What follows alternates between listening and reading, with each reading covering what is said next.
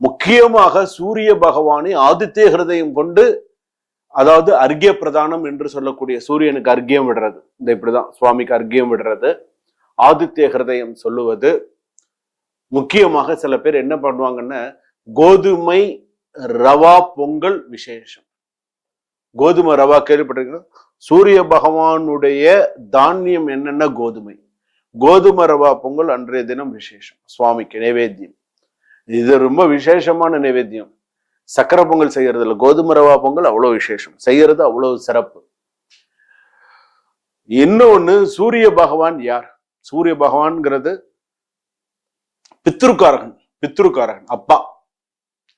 ஒரு ஜாதகமே நம்ம பார்க்கிறோம் அப்படின்னு சொன்னா பித்ருக்காரகன் வலுத்திருந்தால் நல்ல பலன், அப்பாவுடைய சப்போர்ட்ஸ் என்னைக்குமே இருக்கும். அதுதான் அந்த சூரிய பகவானுடைய ஒரு விஷயம் அப்படிங்கிறது. அப்ப அந்த ரத சப்தமி அப்படின்னு சொல்லும்போது இந்த நாள் நீங்க மிஸ் பண்ணவே கூடாது.